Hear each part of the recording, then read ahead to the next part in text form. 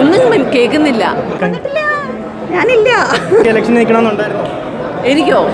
എനിക്ക് അത്രയും ഇന്നയാൾ നിൽക്കണം എന്ന് പറഞ്ഞാൽ നമുക്ക് അങ്ങനെ പറയാൻ പറ്റില്ലല്ലോ. അവർക്ക് ഇഷ്ടമാണെങ്കിലല്ലേ അവർക്ക് നിൽക്കാൻ പറ്റുള്ളൂ. 2 ദിവസം മുന്നേ അമ്മയുടെ ഇലക്ഷൻ ഒക്കെ നടന്നു. അമ്മയിലെ ഇലക്ഷൻ ഒക്കെ 2 ദിവസം മുന്നേ ഉണ്ടായിരുന്നു, പോയില്ലേ? പോയായിരുന്നു. അപ്പൊ എങ്ങനെയുണ്ട് പുതിയ ഭരണത്തിൽ വന്നവരെ പറ്റിയൊക്കെ?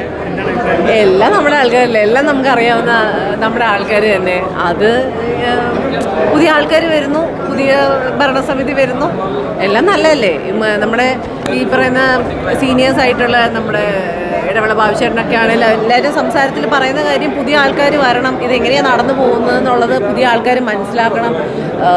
ഭരണ കൈമാറ്റമൊക്കെ വരുമ്പോഴല്ലേ എല്ലാവരും കാര്യങ്ങളൊക്കെ പഠിക്കുന്നത്. അപ്പോൾ പുതിയ തലമുറ അതൊക്കെ അറിയണം, അങ്ങനെയൊക്കെയാണ് അവർ പറയുന്നത്. അപ്പോൾ എല്ലാവരും പഠിക്കട്ടെ, കാര്യങ്ങളൊക്കെ മനസ്സിലാക്കട്ടെ.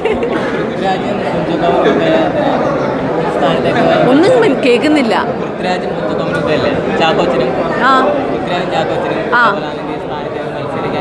അവര് സ്ഥാനത്തേക്ക് മത്സരിച്ചില്ലെന്നോ? അതെനിക്ക് കറക്റ്റ് അറിയത്തില്ല കേട്ടോ.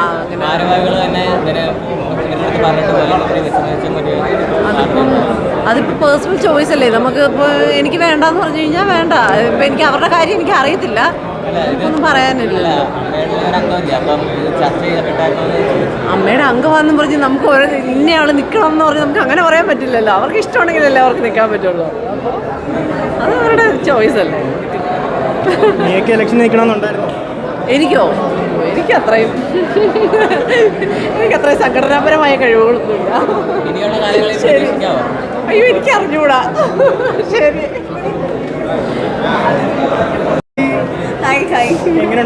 നല്ല മൂവിയായിരുന്നു, എൻജോയ് ചെയ്തു. ഞാൻ കൂടുതൽ എൻജോയ് ചെയ്തത് സെക്കൻഡ് ഹാഫ് ആയിരുന്നു.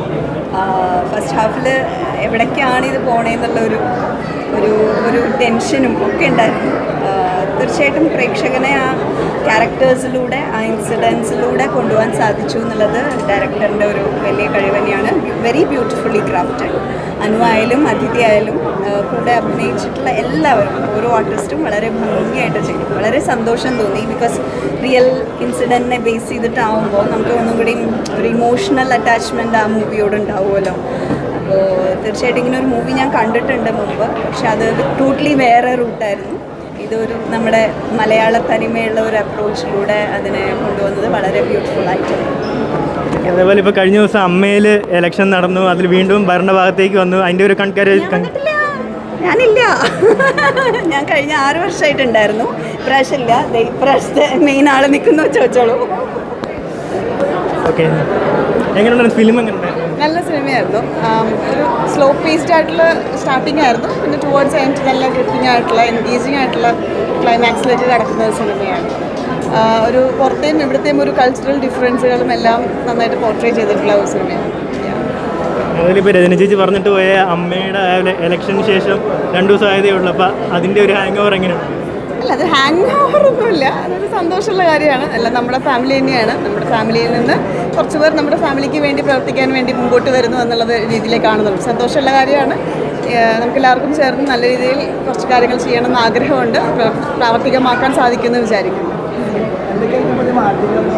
അല്ല, അതൊക്കെ എൻ്റെ തലപ്പത്തുള്ളവർ സംസാരിച്ചോളൂ. ഞാൻ അതിൻ്റെ ഒരു എളിയ പാർട്ട്മാരിയാണ്, എക്സിക്യൂട്ടീവ് കമ്മിറ്റി മെമ്പറാണ്. അപ്പം അതിനൊക്കെ റെസ്പോൺസിബിൾ ആയിട്ടുള്ളവരെ കമൻറ്റ് ചെയ്തു.